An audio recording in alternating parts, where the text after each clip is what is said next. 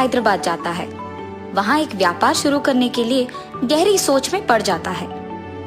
चाय पीने के लिए बाइक पे निकलता है। सर्कल के पास ट्रैफिक पुलिस कुछ लोगों को समझाते रहता है।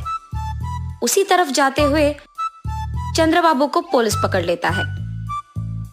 सर क्या हुआ, आपने मुझे क्यों पकड़ा?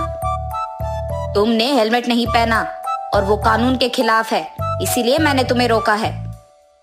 गलती हो गया है सर, इस बार के लिए माफ कर दीजिए।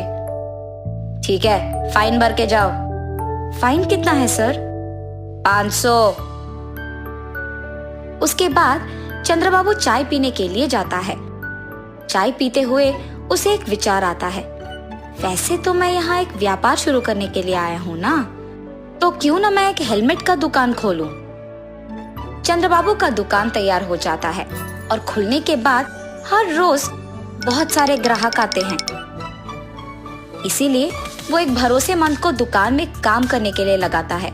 उसका नाम संतोष है। मैं बाहर काम पे जा रहा हूँ संतोष। जी साहब, मैं यहाँ दुकान संभालूंगा। ऐसे कुछ दिन बीत जाते हैं। उसका व्यापार अच्छा चल रहा था और बहुत लाभ भी आता है। लाभ को देख संतोष लालची बन जाता है। हमेशा की तरह चंद्रबाबू जब कुछ काम पे बाहर जाता है तो उस समय में संतोष कुछ पैसे चुरा लेता था दुकान से और चंद्रबाबू को कोई शक नहीं होता है। ऐसे ही कुछ दिन गुजर जाते हैं। कोई शक नहीं होता है। ऐसे ही कुछ दिन गुजर जाते हैं। संतोष, तुम्हारा वेतन कम है ना? जी साहब। ठीक है, अब से तुम्हारा वेतन होगा 10,000 रुपए। बहुत बहुत शुक्रिया साहब।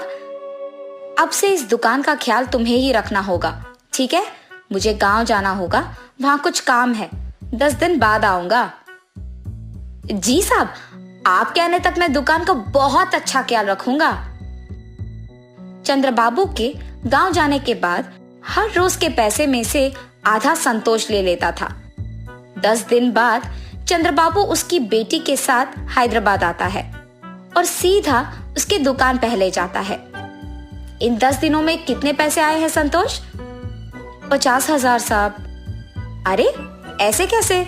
हर रोज का हमें 10,000 मिलता था ना, इतना कम कैसे हो गया? चंद्रबाबू को उस पे शक आता है, मगर वो कुछ कहे बिना वहां से चले जाता है। क्या हुआ पापा? कुछ नहीं बेटी, मेरे गांव आने से पहले हमारा दुकान लाभ में चल रहा था, लेकिन इन 10 दिनों में बहुत कम हो गया है। लगता है कि हेलमेट ज्यादा नहीं बिक रहे। पापा, शायद संतोष कुछ पैसे ले रहा है। अरे नहीं नहीं, वो ऐसे नहीं करेगा, बहुत ईमानदार है वो। अच्छा ठीक है पापा, आप आके पहले खाना खा लीजिए। सुबह के समय में दिव्या दुकान को किसी के आने से पहले एक सीसी कैमरा लगवाती है और वहां से चले जाती है। हमेशा की तरह रोज के पैसों में से कुछ संतोष ले लेता है और ये सब दिव्या सीसी कैमरा के फुटेज में देखती है। लेकिन सीसी कैमरा के बारे में दिव्या के अलावा और किसी को नहीं पता था। दिव्या उसके पिता को ये सब दिखाती है और चंद्रबाबू को बहुत गुस्सा आता है। संतोष, तुमने मुझे धोखा क्यों दिया? मैंने कुछ नहीं किया साहब। हर रोज दुकान से तुम ही पैसे निकाल रहे हो। अयो नहीं साहब, मैंने नहीं लिया। ये लो सबूत। उसे देख संतोष के मुंह से एक शब्द नहीं निकलता है। मुझसे बहुत बड़ी गलती हो गई है साहब, मुझे माफ कर दीजिए।